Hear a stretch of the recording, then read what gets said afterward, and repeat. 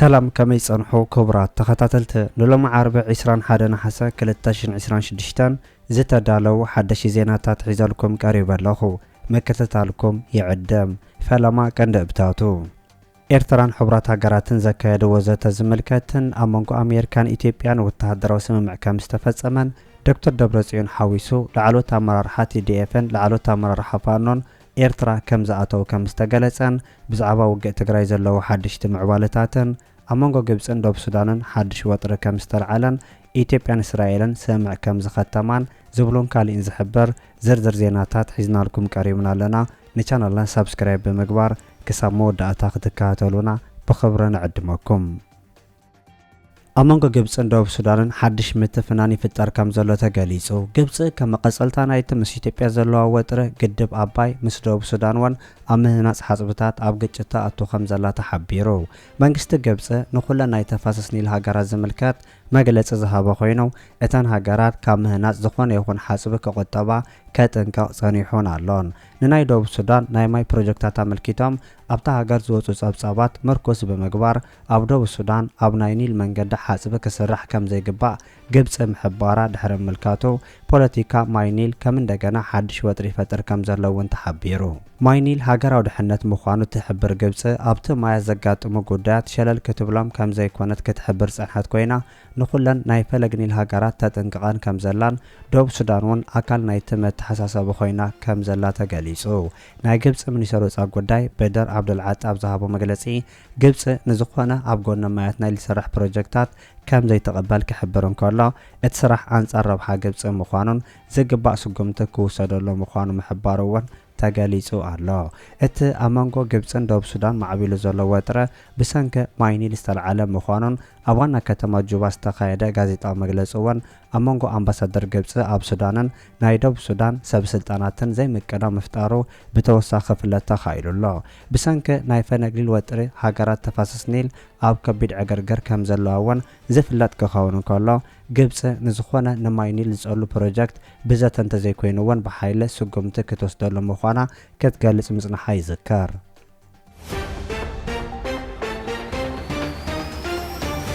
ኢትዮጵያን እስራኤልን ስምዕ ከም ዝኸተማ ተገሊጹ ኣመንጎ እስራኤልን ኢትዮጵያን ጸንሐ በብግዚኡ ንዓበየ ዝመጸ ምሕዝነት ናብ ዝለዓለ ጠርዙ ይበጽሕ ከም ዘሎ ዝገልጹ ናይ ኢትዮጵያ ወገናት ኣመንጎ ክልቲአን ሃገራት ኣብ ሕርሻ ማይ ጥዕና ቴክኖሎጂ ዘተኮረ ስምምዕ ከም ዝኸተሙ ተሓቢሩ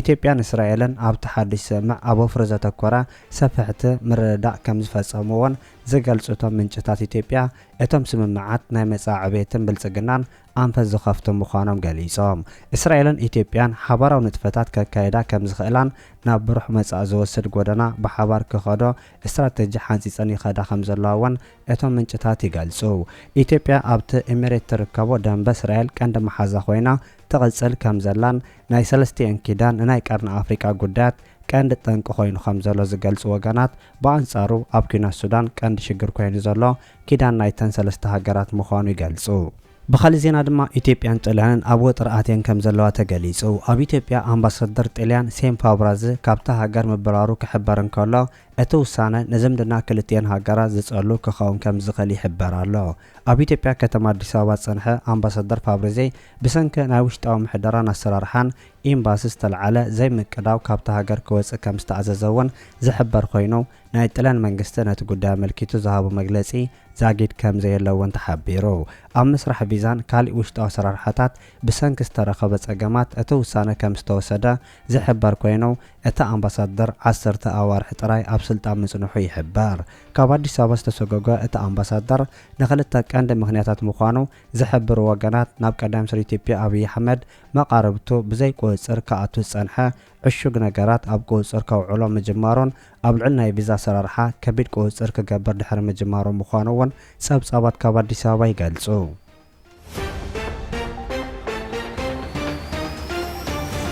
ኤርትራን ሕብራት ሃገራትን ዘተ ከም ዘካየዱ ተገሊጹ አምባሳደር ሶፊያ ተስፋ ማርያም ምስ ሚኒስተር ሮግቨር ፒየርሎስ ምክትል ሕብራት ሃገራት ኣብ ምስራት ሰላም ተራኺባ ከም ተዛተ ተሓቢሩ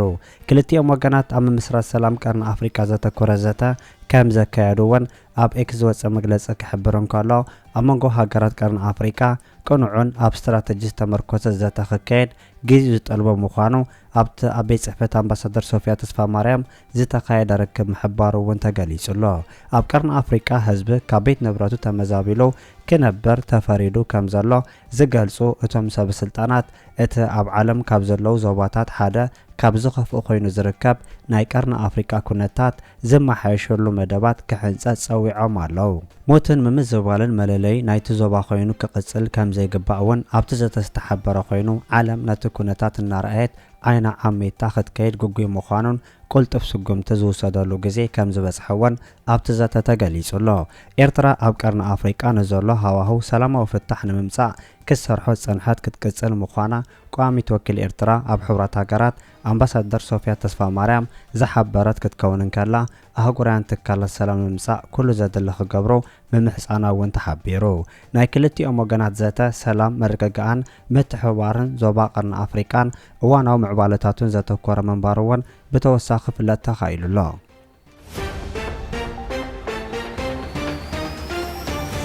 ኢትዮጵያን ኣሜሪካን ኣብ ዓውድታት ምክልኻልን ጸጥታን ስትራቴጂካዊ ምትሕብባር ንምስራት ከም ተሰማምዓ ተገሊጹ። ኢትዮጵያን ኣሜሪካን ኣብ ዓውድታት ምክልኻልን ጸጥታን ሓፈሻዊ ስትራቴጂያዊ ምትሕብባር ንምስራት ኣብ ስምዕ ከም ዝበጽሓ ተገሊጹ። ብዋና ዳይሬክተር ዝምድናታት ወጻኢ ወተሃደራዊ ምትሕብባርን ሚኒስተር ምክልኻል ኢትዮጵያ ሜጀር ጀነራል ተሾመ ጎመቹ ዝተመርሐ ላዕለዋይ ወተሃደራዊ ልኡኽ ኣብ ኣሜሪካ ዑደት የካየድ ዘሎ ኮይኑ እቲ ጉጅለ ልኡኽ ኣብ ዑደቱ ምስ ምክትል ሓጋዚ ሚኒስተር ወጻኢ ጉዳይ ኣብ ኣፍሪቃ ሚኒስተር ምክልኻል ኣሜሪካ ፔንታጎን ብራያን ጂ ኤልሰን ካልኦት ላዕለዎት ኣመራርሓን ኣብ ክልቲኡ ሓባራዊ ጉዳያት ብምድሃብ ዘተ ከም ዘካየዱ ተገሊጹ። ኣብ ዘተኦም ድማ ወተሃደራውን ዲፕሎማስያዊ ምትሕብባር ክልቲአን ሃገራት ናብ ሓድሽን ዝለዓለ ምዕራፍ ንምስግጋር ኣብ ምርድዳእ ከም ዝበጽሑ ተሓቢሩ። ምትሕብባር ወተሃደራዊ ትካላት ክልቲአን ሃገራት ንምስፋሕን ስትራቴጂያዊ ምትእስሳር ብዝበለጸ ንምጥንኻር ኣብ ስምዕ ከም ዝበጽሑ ዝተሓበረ ኮይኑ እዚ ስትራቴጂያዊ ምትሕብባር ብቐንዱ ሃገራዊ ረብሓን ሓባራዊ ተረባሕነትን ንምርግጋጽ ከምኡ'ውን ሓባራዊ ምትእማን ብምጥንኻር ኣብ ቀርኒ ኣፍሪቃ ኣብ ሰፊሕ ከባቢ ዘላቒ ሰላም ድሕነትን ርግኣትን ንምዕሳል ዝዓለመ እዩ ተባሂሉ። ክልቲኦም ወገናት ዝበጽሐሎም ማዕቐፋት ምትሕብባር ብቕልጡፍ ናብ ተግባር ንምእታው ናብ ዝሓሸ ስትራቴጂያዊ ሽርክነት ንምዕባይ ዘለዎም ቆራጽነት ከም ዘረጋገጹ መንግስታዊ ቴሌቪዥን ኢትዮጵያ ዝገለጸ ኮይኑ እቲ ጉጅለ ልኡኽ ምስ ካልኦት ላዕለዎት ኣመራርሓት ትካላት ምክልኻል ኣሜሪካ ሰፊሕ ዘተ ኣብ ምክያድ ብተወሳኺ ዑደት ከም ዝገበረ ሓበሬታ ሚኒስትር ወጻኢ ጉዳይ ኢትዮጵያ ይገልጽ።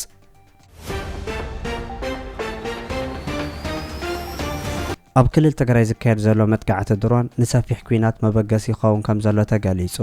ኣብ ከተማ መቐለ ትማለ ድሕሪ ዝተኻየደ መጥቃዕታት ድሮን እቲ ፍጻመ ንሰፊሕ ኩናት መበገሲ ምዃኑ ዝተፈላለዩ ሚድያታት ይገልጹ ዘለዉ ኮይኖም እቲ ኣብ ልዕሊ ንጹሃት ሰባት ዝተኻየደ መጥቃዕቲ ህዝቢ ንምድሃል ዝዓለመ ምዃኑ እውን ይሕበር። ናይ ብልጽግና ሓይለ ኣብ ልዕሊ ትግራይ ብቐጻለ ናይ ድሮን ደብዳባት ህዝቢ ከሳቕን መሪሕነት ከዳኽም ምዃኑ ዝገልጹ ዘለዉ ፖለቲከኛታት ናይ ብልጽግና ሓይሊ ብናይ ድሮን ደብዳባት ጥራይ ንናይ ጽምዶ ሓይሊ ክምክት ተበጊሱ ከም ዘለውን ይሕብሩ ኣለዉ። ንናይ ብልጽግና ሓይሊ ርሕቐት ቦታን ረቂቕ ዕጥቂ ቴክኖሎጂ ላዕለዋይ ኢድ ከትሕዞ ከም ዝኽእል ዝገልጹ ናይ ኣዲስ ኣበባ ምንጭታት ኣብ ሰሜን ዘሎ ሓይሊ ናብ ኣዲስ ኣበባ ክቐርብ ዘኽእል ቴክኖሎጂ ከም ዘይሃነፀ ይገልጹ።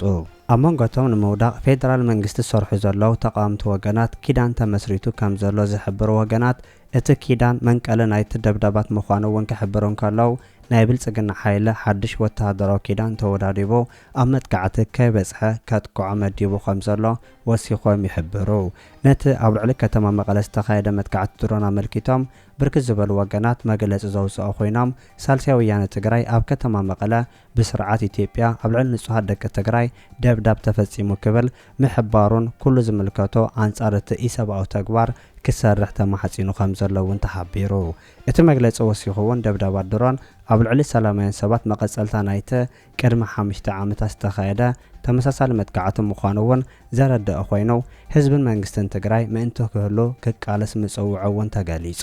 መንግስቲ ፌደራል ናይቲ ኣብ ዝተፈላለዩ ክፋላት ትግራይ ከካየዶ ጸንሐ ደብዳባት ድሮን ኣብ ከተማ መቐለ እውን ደብዳብ ድሮን ምክያዱን ትማሊ ካብ መቐለ ዝተረኸበ ሓበሬታ ዝገለጸ ኮይኑ እቲ መጥቃዕቲ ኣብ ከተማ መቐለ ኣብ ክልተ ቦታ ዝተኻየደ ኮይኑ ሓያሎ ሰባት ጉድኣት ከም ዝበጽሖም እውን ተገሊጹ እዩ። እዚ ከምዚ ኢሉ እንከሎ ምስ ሰራዊት ኢትዮጵያን መንግስቲ ኢትዮጵያን ቅርበት ዘለዎም ሓይልታት ዶክተር ደብረጽዮን ሓዊሱ ላዕሎት ሓለፍቲ ሰራዊት ትግራይን ፋኖን ኤርትራ ከም ዝኣተው ይገልጹ ኣለው። እዞም ምስ መንግስቲ ኢትዮጵያን ሰራዊት ምክልኻል ኢትዮጵያን ቅርበት ዘለዎም ሓይልታት ደብረጽዮን ሓዊሱ 4 ናይ ፖለቲካ መራሕቲ ጀነራል ፍስሐ ማንጁስ፣ ጀነራል ወዲመድህን ሓዊሱ 6 ናይ TDF ኣመራርሓ ዘመነ ካሴን ጀነራል ተፈራ ማሞ ሓዊሱ 4 ናይ ፋኖ ኣመራርሓ በቅደት ማለ ኤርትራ ከም ዝኣተው ገሊጾም።